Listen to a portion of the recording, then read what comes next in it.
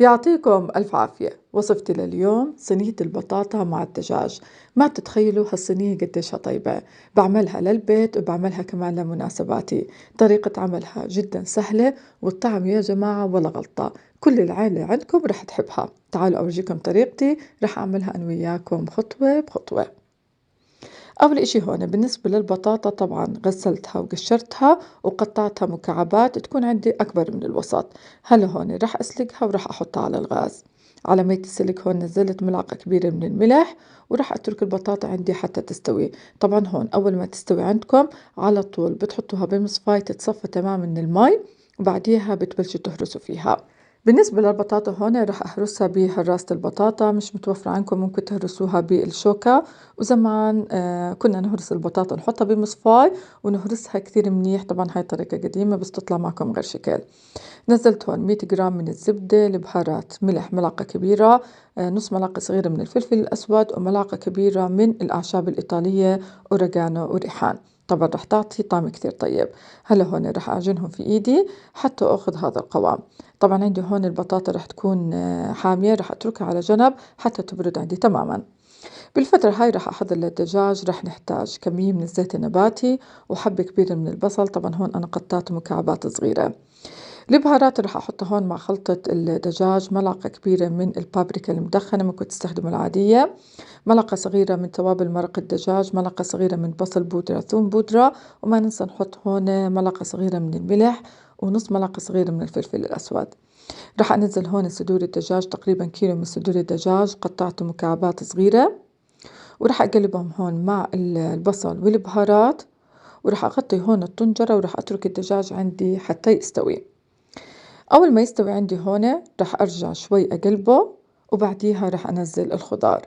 بالنسبة للخضار هون استخدمت الفلفل الرومي الملون حبة من كل نوع وقطعتهم هون كمان مكعبات صغيرة. بالنسبة للبهارات هون رح أعدل بملعقة صغيرة من الأعشاب الإيطالية. ورجعت هون حطيت نص ملعقة صغيرة من البابريكا وممكن كمان هون تعدلوا الملح حتى يطلع معكم حسب الذوق. هيك عندي خلطة الدجاج صارت جاهزة. الخطوة اللي بعديها هون رح أحضر للبشاميل. رح نحتاج 100 جرام من الزبدة تساوي عندي نصف كوب. ورح أنزل هون نصف كوب من الطحين. رح أحمص الطحين ورح أقلبه مع الزبدة حتى تشرب عندي هون الزبدة كل كمية الطحين.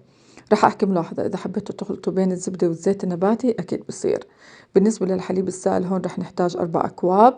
نزلت في البداية كوبين، خلطتهم كثير منيح مع الطحين والزبدة ورجعت هون نزلت الكمية اللي ضلت عندي. هلا ايش رح احط على البشاميل؟ رح احط ملعقة صغيرة من توابل مرق الدجاج وربع ملعقة صغيرة من جوز الطيب، رح تعطي طعم كثير طيب. هون رح نستمر في التحريك حتى يثقل عند الخليط. بالنسبة هون للبشاميل بدي اياه يغلى عندي غلوة صغيرة، واول ما يغلى على طول هون رح نطفي الغاز. رح أورجيكم هون قوام البشاميل. هيك عندي القوام ممتاز. هلا هون رح أعمل خطوة كثير حلوة. رح أنزل هون نصف كمية البشاميل مع خلطة الدجاج ورح أتركهم يغلوا تقريبا مدة دقيقة. بهاي الطريقة رح ناخذ نكهة كثير طيبة للبشاميل ورح يظل عنا الدجاج رطب. بالنسبة للبطاطا هون طبعا كانت عندي باردة، أخذت نصف الكمية وحطيتها بصينية البايركس. طبعا هون أنا الصينية ما دهنتها بأي إشي. لازم هنا تكون عنا طبقة البطاطا متساوية. وبالنسبة لصينية البايركس أنا استخدمت هنا أكبر مقاس، وكمية البطاطا اللي استخدمتها بالوصفة تقريبا 3 كيلو. كمية البطاطا اللي ظلت عندي هون شكلتها على شكل كرات حتى أحطها على الوجه، والأفضل إنها تكون عنا هون الكرات حجم وسط. هلا هون بالنسبة للتطبيق رح أحط كمية من جبنة الموزاريلا. وبعدين هون رح أحط الحشوة. طبعا كونوا هون كريمين بالحشوة. وراح أوزع هون الحشوة على كل الصينية. وبعديها هون راح أحط كمية بسيطة من جبنة الموزاريلا. وراح نحط هون كرات البطاطا. طبعا توزيع كرات البطاطا زي ما انتم بدكم. أنا بفضل إنها تكون كميتها منيحة وتعمل فراغات بسيطة بين كل حبة والثانية.